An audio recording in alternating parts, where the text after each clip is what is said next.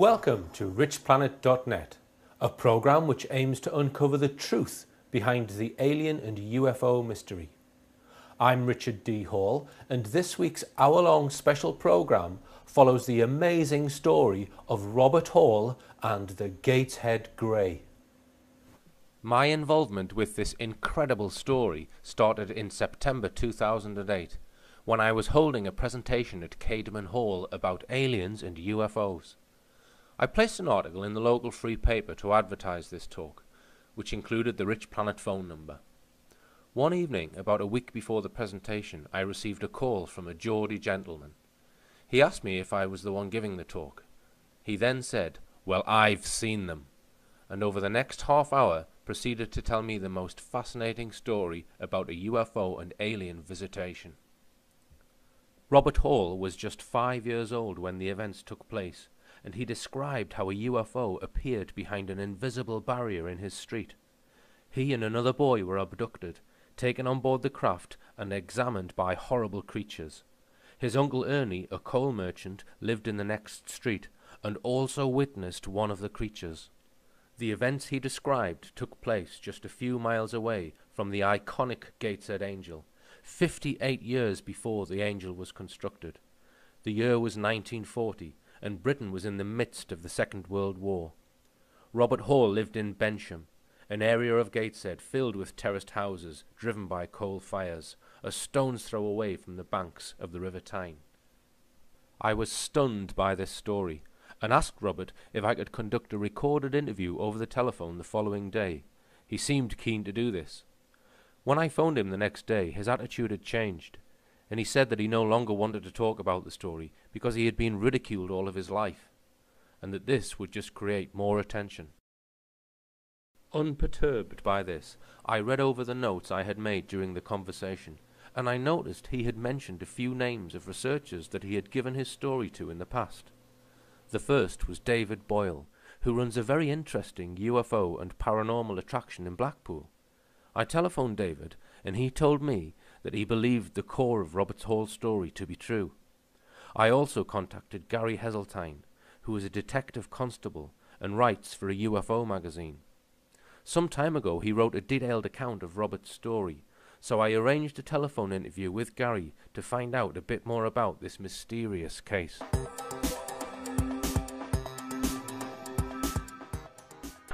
Yes, I'm a police officer with the British Transport Police, and I've been a serving officer for over 19 years. I'm now into my 20th year, and I've been a detective constable for the last 14 years. Robert Hall rang me up out of the blue one night in, I think it would probably be early 2003. My first 10 or 15 minutes, I'm thinking, yeah, I've got a nutter on the line here. That was my genuine thought. I thought, I've got somebody who's just rambling on, and but I wouldn't be rude and let him talk. And then it struck me that every time I asked him anything, he came back with what I thought was a lot of information. And he was mentioning street names and churches and scientists and whatever. I'm thinking, this is one hell of a story. And the more I asked him, and I think I must have talked to him for about 2 hours that first night, the more my opinion changed, that as bizarre as the whole story sounded, he appeared to have too much information, and with me working with suspects and witnesses, he appeared to be showing me signs of genuine recall. It didn't sound like a fabricated story, as crazy as it sounded. So I remember putting the phone down after the conversation and going through to my then partner and said, I've just spoke to a guy for 2 hours, and it's the most bizarre story I've ever heard in my life, and if it's true, it's the most fantastic UFO story I've ever heard. And that made me want to go meet him. So as soon as I was able, I went to go see him, and the man was just, like he was on the phone, and I said, look, all right, I've come up here, I want you to take me around all these places that you told me. If I think you're lying, I'll question you and whatever. And he took me around, and the more questions I asked, he just came back with detail upon detail, and I couldn't help but feel at the end that, as fantastic as it was, there was some kind of truthful element to it. Okay. But it obviously would be very, very hard to prove. Obviously, he told me about his Uncle Ernie Rain. I went to go see him, but unfortunately, whilst he was there in body, his mind was all over the place, and he was suffering with senile dementia. So literally anything he said wouldn't have counted for anything, because it wouldn't have held water, in the sense of that, you know, you could probably get the guy to say anything. Mm-hmm. So it wouldn't amount to anything. But I took a photograph of him, and then I spoke on the phone with his sister Rhoda, who was at the was and is 2 years older, and where he was 5, she was, I think, 7. Mm-hmm. Might have been 9. I might be wrong, but she was certainly a few years older. And she said, without being prompted, I can remember that there were scientists at the door for days after this all happened, and that she was there when this reporter came from the Chronicle, and who grabbed Robert when he wouldn't give him his story, mm-hmm. and sort of threatened him. And so, you know, it was without prompting, it wasn't leading her. And I thought, well, that's fascinating. Something certainly must have happened. When he said, well, you know, it's from Mulholland, the tables were outside on Saltwell Road, from Mulholland Shop to Trescothick Street, that's just too much detail Mm-hmm. for a little kid to come out with if it hasn't happened. People don't mention so much detail when they're fabricating a lie. Mm-hmm. And so, you know, I, for one, think that at the heart of this is a very weird story. That's why, if you read that article again, I actually say, look, I'm putting this out because I'm tied up. You know, I'm looking for people to help me on this, Yeah. to take it forward, and you know, perhaps you're the man. So, you know, I just think it's a fantastic story, and if we could ever get some kind of proper confirmation of essentially elements of the story in a newspaper, I think it would be a bit like discovering Roswell.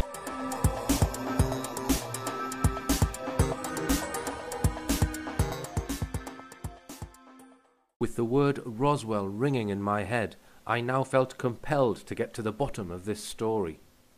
The events took place in 1940s Bensham, which is just a few miles from where I live, so I was ideally placed to get regular access to libraries and witnesses. However, I needed the cooperation of Robert Hall if I was going to get anywhere, so I decided to invite him and his wife to the Alien and UFO presentation at Gateshead Library. I sent him 2 free tickets in the hope that he would show up. To my delight, he arrived 5 minutes before the talk, and I shook his hand and he gave me a copy of the article written by Gary Heseltine. During the Alien presentation, he sat near the front, and I was aware of his presence.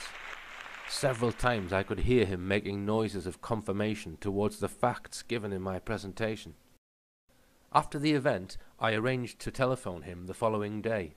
To my total dismay, he went cold on me again. He explained that he was wary of people who wanted to profit from his story, and this seemed like his final word. A few weeks went by, and I couldn't get the story out of my head, so I decided to put my video camera in the boot of the car and go around and knock on his door. To my amazement, he looked very pleased to see us, and explained that he had suffered a few personal problems, and that he was now happy to do a televised interview. Robert Hall was no ordinary 5-year-old boy. Having spoken to him at length, on several occasions, both in person and on the phone, I now have a feel for his character. He is certainly a maverick, and as a child was often left to his own devices. He was happy to get on a tram by himself and travel to Newcastle, or even as far as Sunnyside, which is 5 miles away. A very adventurous and curious boy, with little interest in going to school. He wasn't afraid to break the rules, but would do anything to help anyone. Robert lived on the End Terrace at 29 Headley Street with his mother and father, older sisters Rhoda and Cynthia, and his brother Harry was on the front line. At the side of the house is a back lane, known by locals as the Bottom Back Lane, which runs parallel to the railway line and adjoins all of the adjacent streets.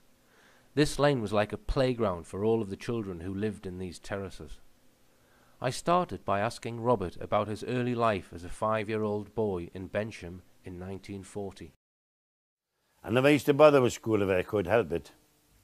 My mother was working on the railway as a cleaner. My father was in the coke ovens, working at the trade and estate coke ovens. My brother was in the front line, Harry. He was fighting with the Germans, you know. And I was nobody, I used to sit in the street. Well, I was put it this way, I was pushed out into the street when I was about 4. Right, but I was brilliant. If you know what I mean. Used to get all over. Did you play football on the streets? Or? Oh, no, I didn't like football. We used to yodel. No, you know, you've heard some people used to yodel, right? And if a friend come along the top of the street, he would yodel, and you would know where they were, you know. You know what I mean, with your throat, we used to yodel. We used to go to well, you couldn't get in the cinema till you were 8-year-old. So you used to give somebody maybe your money and they would take you in, making you were their son, you know, taking the pictures. We're watching a whole lot of soldiers marching along Southwold Road. After about 3 hours, we got sick of it. There was too many, it kept going on, we're getting colder, wanted something to eat. So we lived in Headley Street, you see, so we both run down to go around the back lane to our houses. You know when you look through a fire and it's wobbly? Well, that seemed to be the barrier. All you could see is the railway because we didn't see it till we got through this like a barrier. And we're under these horrible creatures. No, they seemed to be pleased because they had put something at each side of the wall, and if you were too tall, it affected you or something. We had seemed to be getting under some kind of barrier, and they got a hold of it. And So when they they got were, hold of this other lad as well, then? yeah, and they took we both along. And the horrible looking things, there was about 18 and 19 creatures, the horrible looking things. Can you describe what they look like? Well, there was one, I know you're gonna take the mick. One was like Bigfoot. He was very tall, and the others were small, about 4 foot. And they were horrible ones. One had like a diver's mask on him, and one of the creatures was very good looking bloke, one of the aliens. And he had a kind of like a robe on. Did he have, what colour hair did he have? He was blonde. And what colour eyes? Didn't notice. Was he tall or small? He was tall, but he liked me because I was blonde. Good. Right. I wanted to be a whale, like. Right. But and was he kind of like human in appearance? definitely, Right. yeah. You could pass him on the street, you wouldn't even know. But he had long hair, like ye. Well, a bit longer than yours. And I says, well, you can examine me. And I went in the capsule. No, they'd pulled the wall. That's a UFO. Yeah, but it moved all of a sudden. It was at the bottom of the street. And they took it from there and they put it into the back yard. Now, the walls had been pulled down, ready for air raid shelters in the backyards. So it was in there. We walked through, he took me through into there, examined this, took some blood out of the back of my neck. He said, if you lift your head up, you'd be killed instantly. And I was petrified, or I'd pay myself. They examined me, they brought us out, and they were pleased as punch with me. But I was really bad, I tell you, shaking. And I stood beside these other creatures. They were like men, but the tallest one was about 4 foot. And they went down to about 2 foot. There was 3 of them. And these other ones were all horrible-looking creatures. No, And this was on board the craft? you know, outside the craft. Outside the craft? Yeah, and this was in the back lane. Right. But you see, with them, about 18 of them, they were right along the lane, right around we. We couldn't run that way, couldn't run any way. And apart from the boy that you mentioned, was there any other children or any... Yeah, they were trying to... The girls went into hysteric. They were, what do you call hysteria? They were trying to get over the fences, to get over the railway to get away. But before that, a big black dog come in, and it was really wild, and it was going for the kids. And this little man, like a little short man, and that's just queer.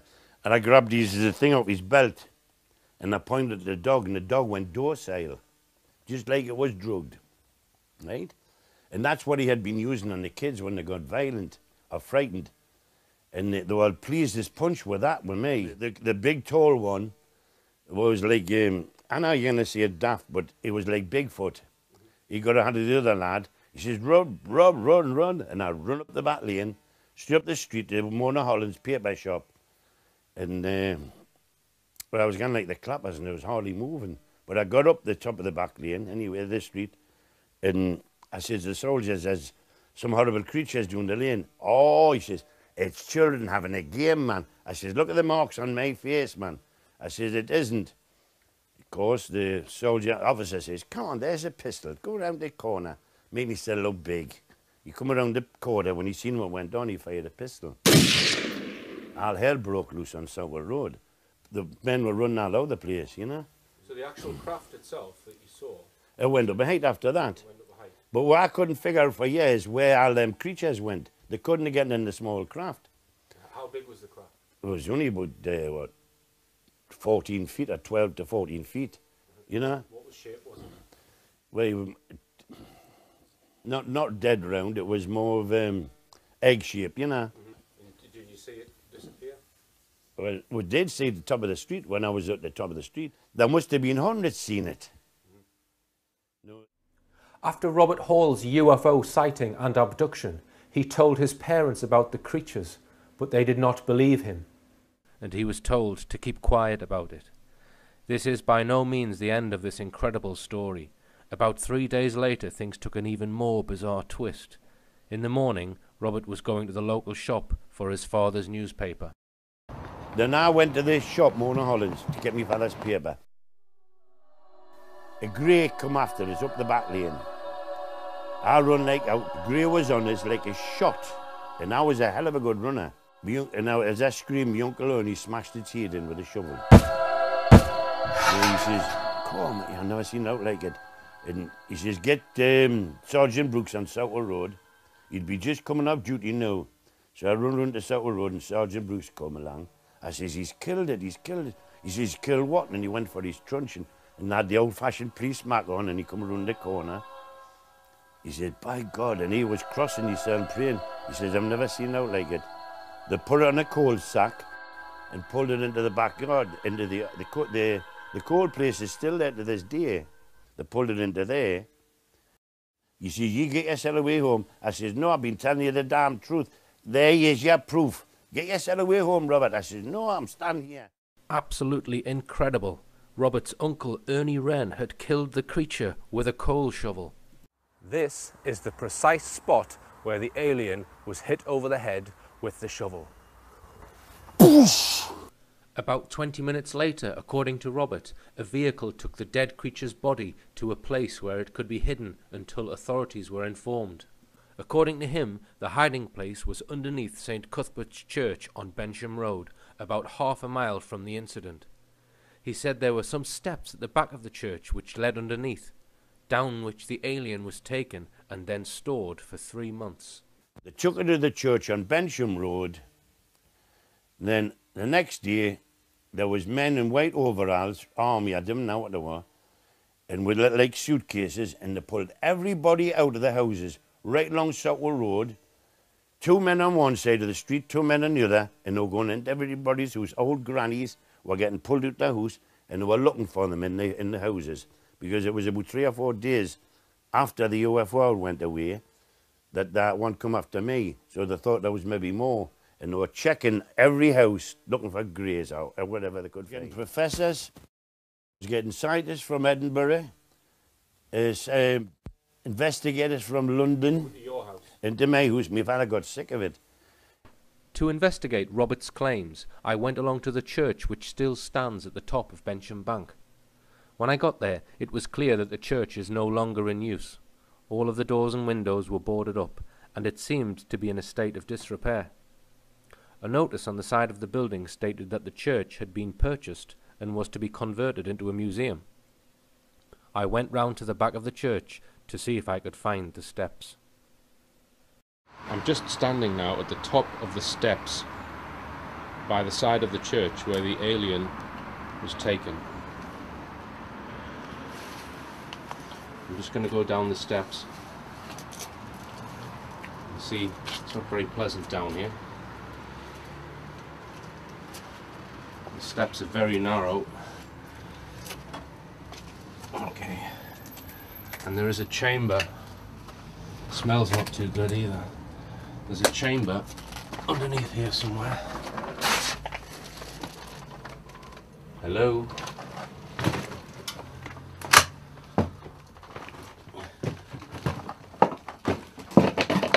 Wow, it's a little chamber which is about, I'd say about 12 feet by 8 feet.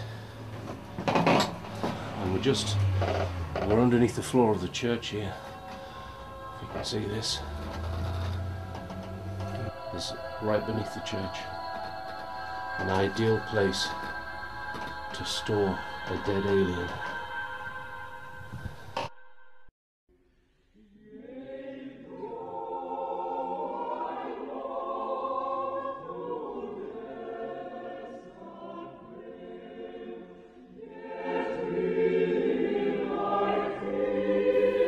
A chilling thought went through my head as I sat in the crypt. Imagine all of the church services which must have taken place during the time the alien was stored underneath.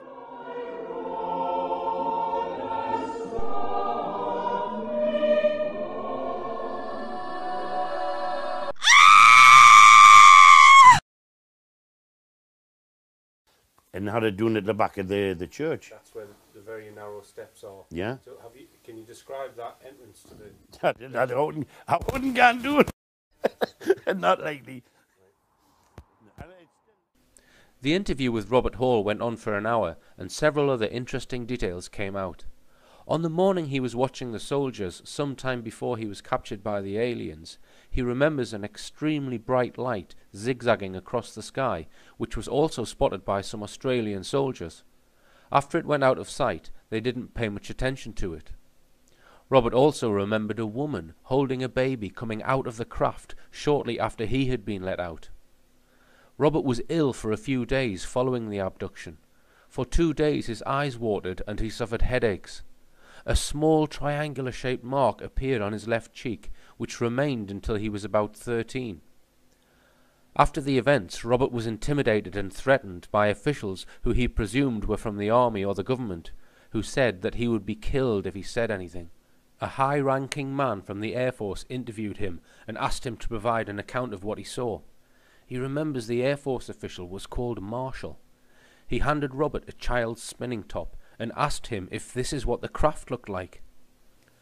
At some point, Robert was visited by a reporter from the Evening Chronicle, but he would not say anything. The reporter punched him to try and get the information, and this has been corroborated by his sister Rhoda. For years after the events, Robert remembers being followed to school every day by a man. He even claims that his UFO experience is recorded in his school record. There was clearly a lot to investigate here. Before I started tracing other witnesses, I decided to email Daryl Sims, one of the world's leading experts on alien abduction. In reply to my email, he attached a drawing of what he described as the usual suspects in a typical abduction case. This drawing was so similar to Robert Hall's descriptions, I asked Daryl if he would do an interview over the phone. Daryl Sims has been investigating the alien abduction phenomena for over 30 years and has studied over 1,000 cases worldwide. Daryl agreed to a telephone interview to try and shed some light on Robert Hall's story. Basically, this gentleman contacted me a few months ago and I've interviewed him. You've seen a little bit of a little clip of the interview. If I just basically describe how he describes his abductors, then perhaps you can maybe shed a little bit of light on what I'm saying. He described one of them as being very tall with long blonde hair.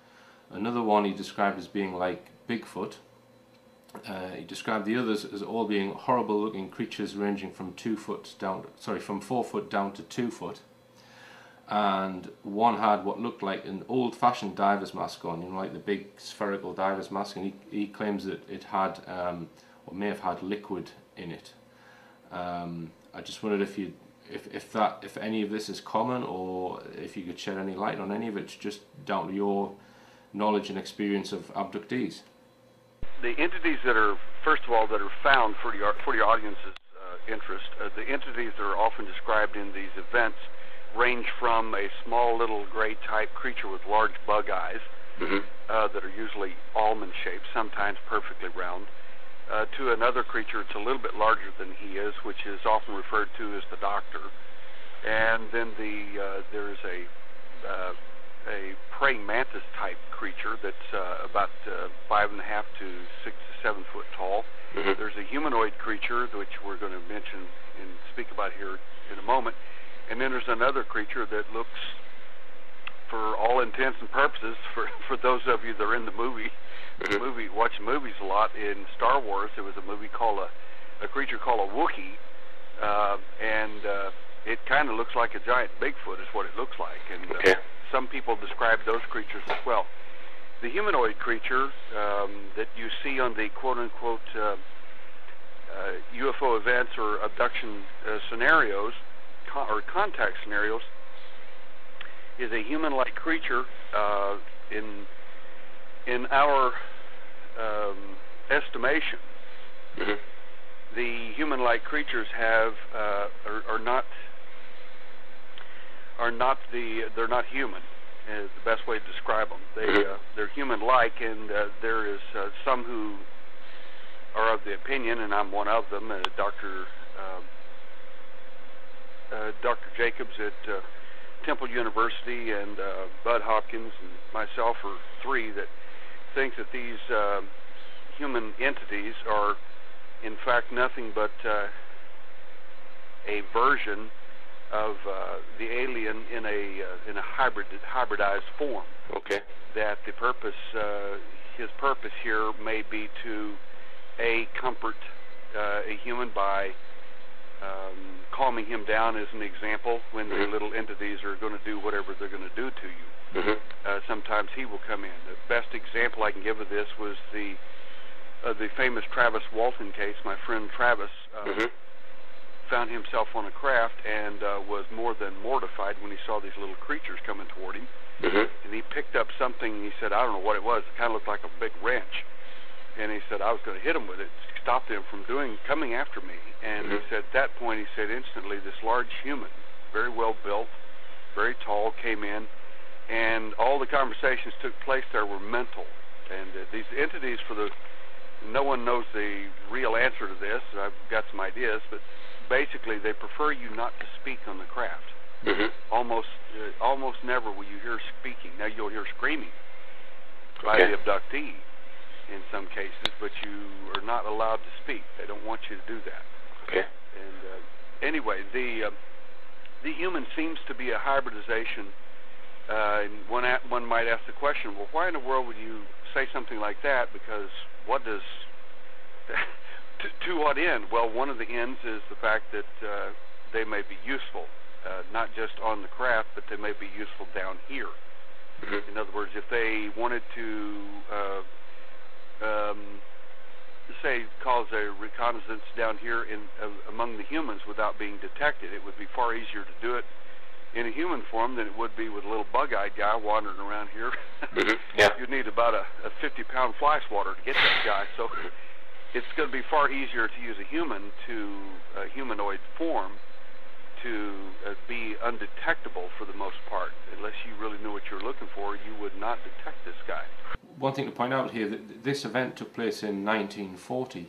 Now I know that the Roswell incident was 47 and there was the Missouri incident in 1941. So do you have cases from as long ago as that?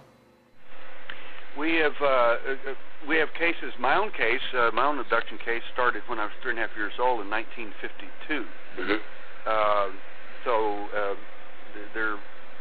There weren't any monster movies and or anything like that back then. You know, when my parents would certainly never let me watch something like that as a 3.5-year-old child. And my events are conscious. I've never had hypnosis or any memory recovery techniques to quote unquote figure out what happened. I know what happened, and I was cognizant, and I saw the entities there. And the answer to your question, do we have cases go back further than that? The answer is yes. The problem is, how many people do you get to talk to that have cases back in the late 1800s to 1900s or even earlier? Well, generally you don't get to contact those people because they're either A, dead, or B, your information is anecdotal because they're too old.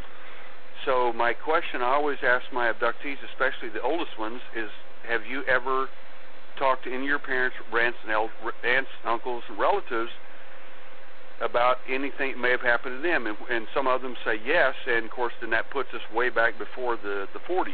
Mm-hmm. Robert Hall described a device about the size of a cigarette, which when pointed at an animal or a human, made them become docile. I asked Daryl Sims if he had come across this device in any of his other abduction cases. I certainly do, and it's excellent that he brought this up and that you noted it. The object there is, it's usually a laser-like device as far as we are concerned. It's what we would liken it to. It appears to be a laser-like device that fires a small little light beam.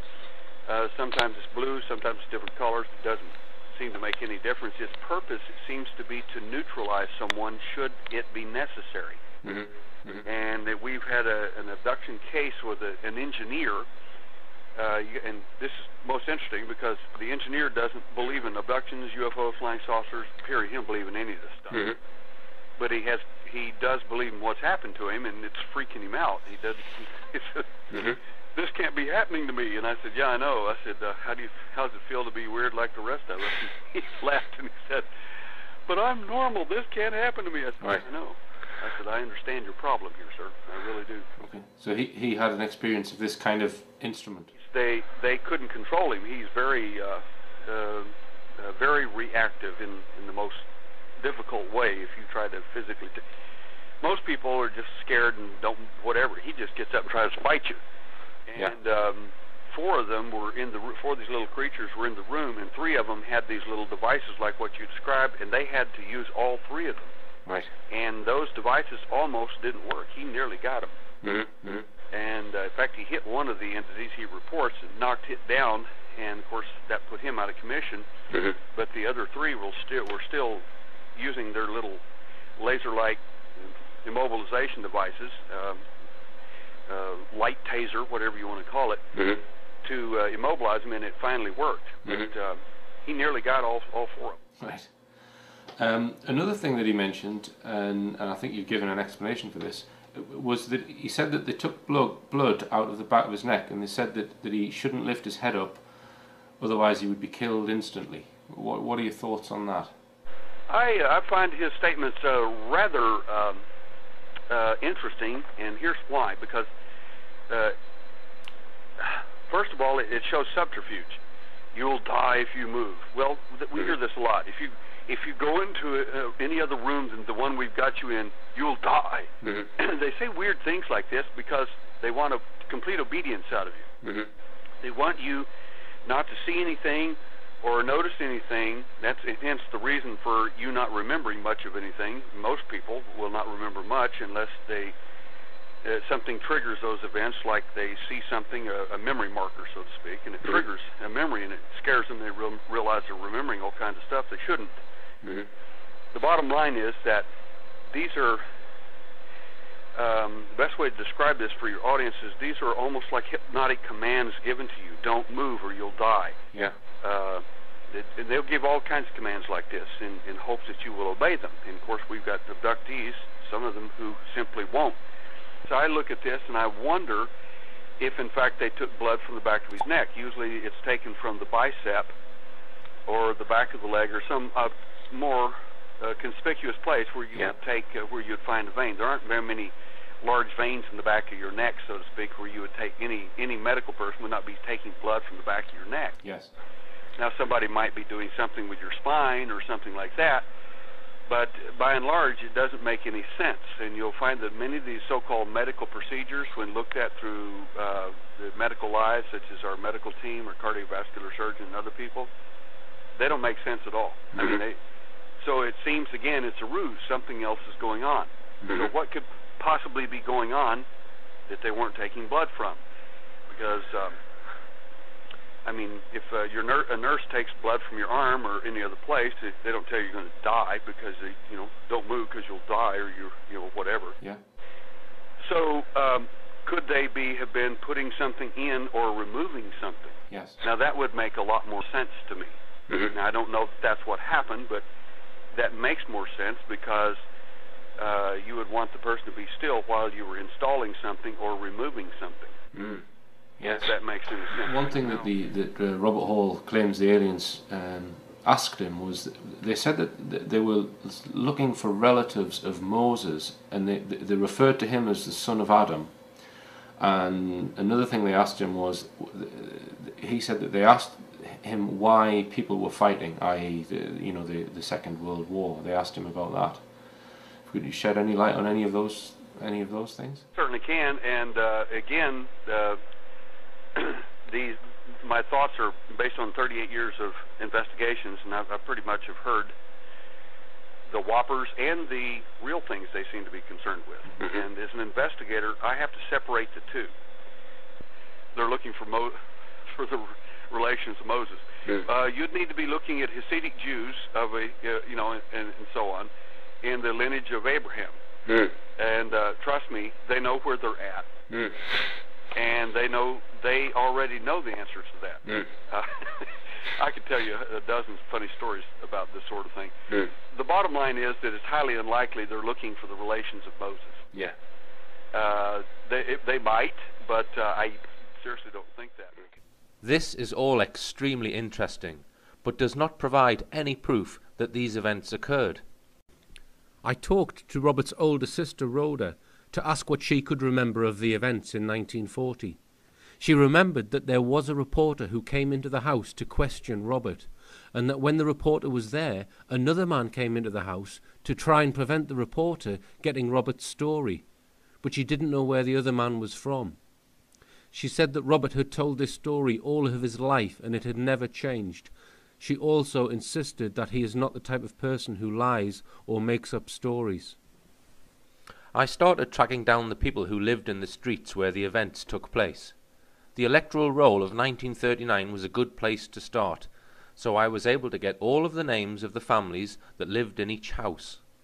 I knocked on many doors, and by questioning residents was able to track down some of the people that lived in the area. Anne Anderson lived on Newton Street in 1940 with her sister Lily and brother John. They had been evacuated at the time, so would not have witnessed the events. We tracked her down, and she was able to give us contact details of several people who were still alive that lived here in 1940. In total, we have spoken to approximately 10 people who lived very near the spot where the UFO craft landed, and none of them remember any of the events. Only one person claimed that something strange or unusual occurred that year. Another person who lived in the area at the time was Ada Woff. Ada Woff's parents ran the local shop, which is right next to the place where the UFO is alleged to have landed. They also owned the coal yard where the alien was dragged. Ada was 7 in 1940, and we managed to catch up with her to ask if she could recall anything strange at the time. Well, to tell you the truth, we all played in that the bottom back lane, that's called. Mm-hmm. And we all played in there because you could dance there. You know, you used to sing along and dance there and play all kinds of games in that back lane. Right. So there would always and it was blocked off at the end, like, you know, there's no cars could get in off that Lobley Hill Road. So there was always children right the way along that railway line, the back lane, playing, right the way along to sort of, Trafalgar Street and yes. right the way along. Mm. Right. So there would be children playing there. I mean, there isn't now. We've been there down a few times, and it's pretty much deserted. Well, the children don't play out now. No. Mm-hmm. TV and computers, and that's all they do. You know, I mean, it sounds feasible that he would hit it over the head with his shovel, but I can't understand how it was never talked about in my family's house. Mm. I'm sure it wasn't. And what about the police officer that Robert Hall claimed witnessed the creature, Sergeant Brooks? After quite a bit of research, I was able to find that there was indeed a police officer named Brooks who lived in the area in 1940. This 1927 photograph of Gateshead Police Force includes PC 49, William Brooks. I managed to trace his son, Vernon Brooks, and granddaughter, Verna. We arranged an interview to find out whether they knew anything about the creature. Explain to me, how old were you, Vernon, in 1940, and where did you live? Oh, no, 1940, well, how old would I be? 13, 14. Wasn't it me about 14, I think? 13, 14? My son 13, 1940. And I was way down in Yorkshire. Right, so you were evacuated Yeah. in 1940, you weren't here. Okay, and what was your grandfather's occupation? Well, he was a police officer, yeah. And what was his full name? William Archibald Brooks. Okay. Archibald, not Archibald. Archibald, there was no I in it. And he was very insistent on that. Right. And what rank was he in 1940? 1940, he would have been an acting sergeant. Okay, so people probably would have referred to him as Sergeant Brooks. Sergeant Brooks, yes. Okay. And can you remember where your house was, where you lived, or where your Yes, father I lived? can remember, yes. What- 29 Little Terrace. Okay. And the house had the name above the door. Right. Brangston House. And that's a stone's throw from Saltwell Road, isn't it? Yes. Okay. And can you remember where his beat would have been in 1940? His beat would have been... Actually the beat against it was divided into different areas, and his beat would have covered Bensham and the Thames Okay. district. And it would have included Saltwell Road then? It would include all this area. And had the old-fashioned police mark on, and he come round the corner. He said, by God, and he was crossing himself praying. He says, I've never seen out like it. Well, I'll ask you the question directly, what I'm getting at. Was he ever known to cross himself? You know when people do this?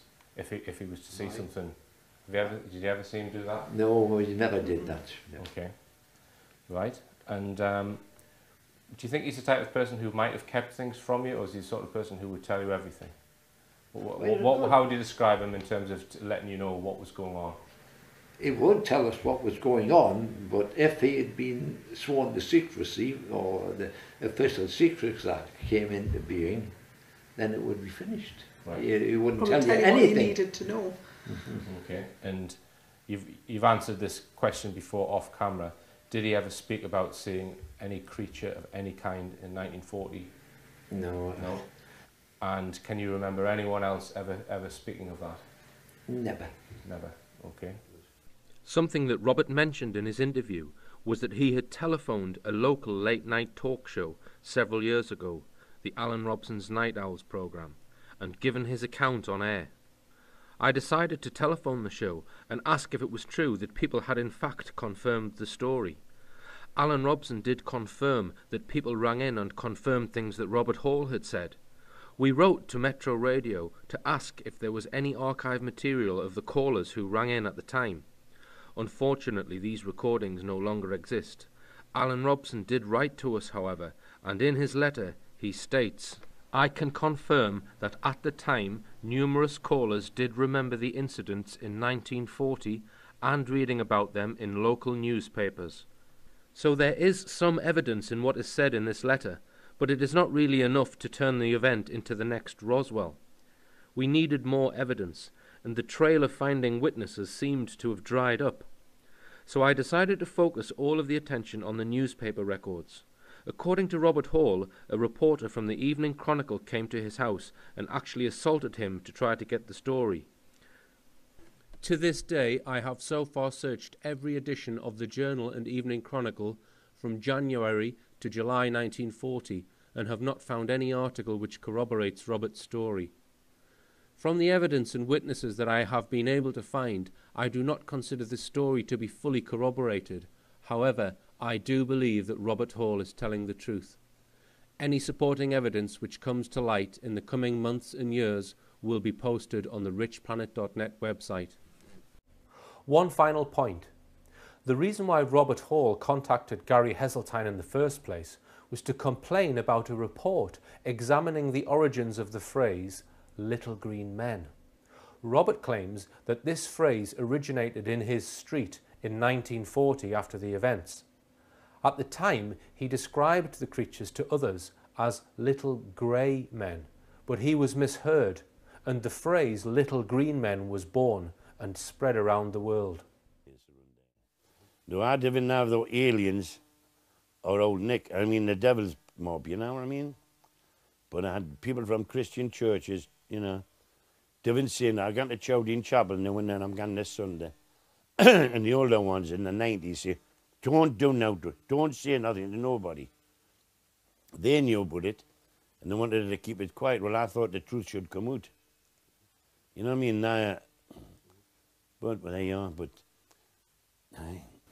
And if you were to encounter one again today, would you be really scared, or would you... No, I wouldn't be frightened. They're more frightened of us than we are of them. That's why they use a thing like a... It's like a... It's like a... Something like that.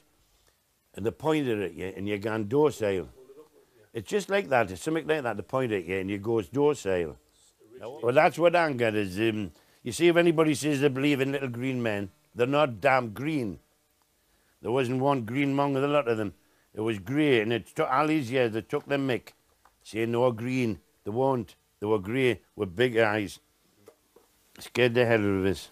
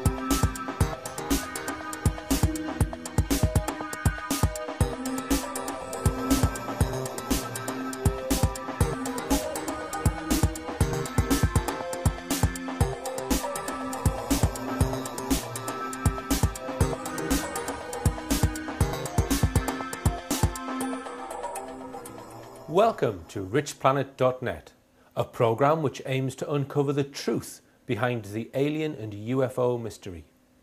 I'm Richard D. Hall, and this week's hour-long special program follows the amazing story of Robert Hall and the Gateshead Grey.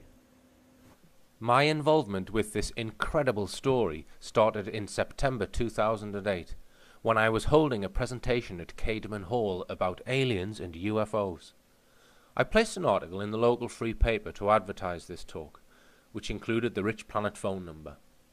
One evening, about a week before the presentation, I received a call from a Geordie gentleman. He asked me if I was the one giving the talk. He then said, "Well, I've seen them," and over the next half hour proceeded to tell me the most fascinating story about a UFO and alien visitation. Robert Hall was just 5 years old when the events took place.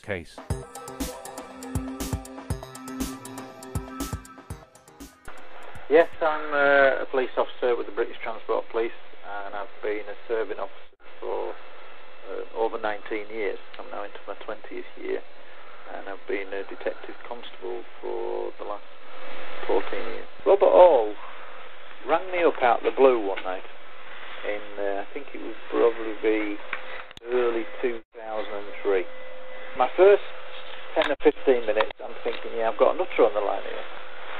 That was my genuine thought. I thought, I've got somebody here who's just rambling on, and but I wouldn't be rude and let him talk. And then it struck me that every time I asked him anything, he came back with what I thought was a lot of information. And he was mentioning street names and churches and scientists and whatever. I'm thinking, this is one hell of a story. And the more I asked him, And I think I must have talked to him for about 2 hours that first night. The more my opinion changed, that as bizarre as the whole story sounded, he appeared to have too much information, and with me working with suspects and witnesses, he appeared to be showing me signs of genuine recall. It didn't sound like a fabricated story, as crazy as it sounded. So I remember putting the phone down after the conversation and going through to my then partner and said, I've just spoke to a guy for 2 hours. And he described how a UFO appeared behind an invisible barrier in his street. He and another boy were abducted, taken on board the craft and examined by horrible creatures. His uncle Ernie, a coal merchant, lived in the next street and also witnessed one of the creatures. The events he described took place just a few miles away from the iconic Gateshead Angel, 58 years before the Angel was constructed. The year was 1940, and Britain was in the midst of the Second World War. Robert Hall lived in Bensham, an area of Gateshead filled with terraced houses driven by coal fires, a stone's throw away from the banks of the River Tyne.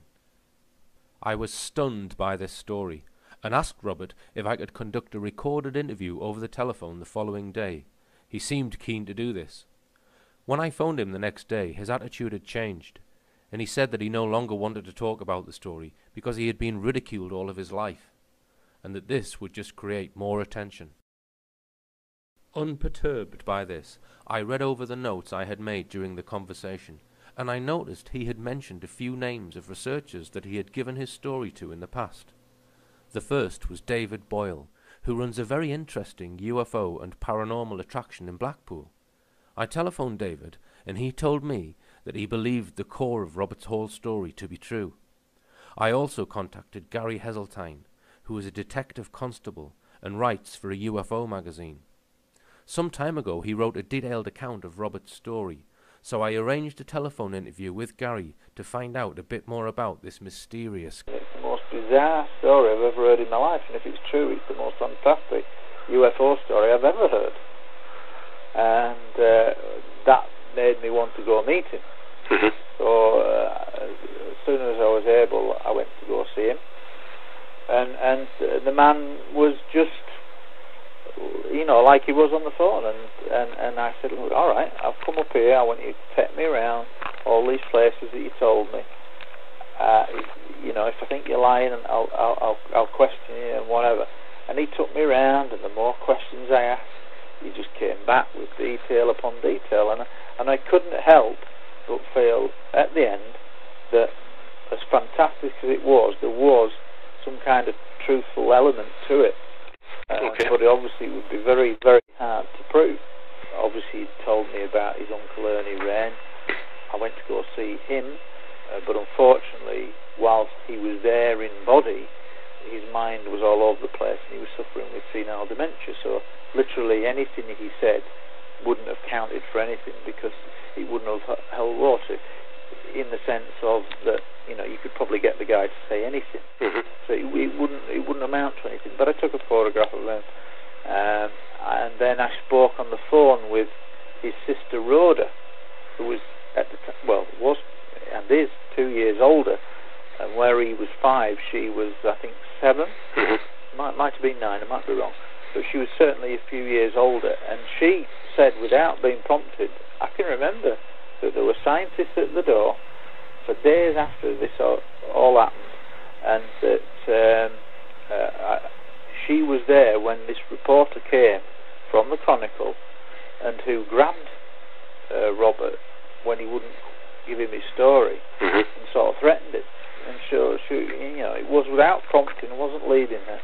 And I thought, well, that's fascinating. Something certainly must have happened. When he said, well, it's from Mulholland, the tables were outside on Saltwell Road, from Mulholland Shop to Trescothick Street, that's just too much detail for a little kid to come out with if it hasn't happened. People don't mention so much detail when they're fabricating a lie. And so, I, for one, think that at the heart of this is a very weird story. That's why, if you read that article again, I actually say, look, I'm putting this out because I'm tied up you know, I'm looking for people to help me on this, to take it forward, and you know, perhaps you're the man. So, you know, I just think it's a fantastic story, and if we could ever get some kind of proper confirmation of essentially elements of the story in a newspaper, I think it would be a bit like discovering Roswell.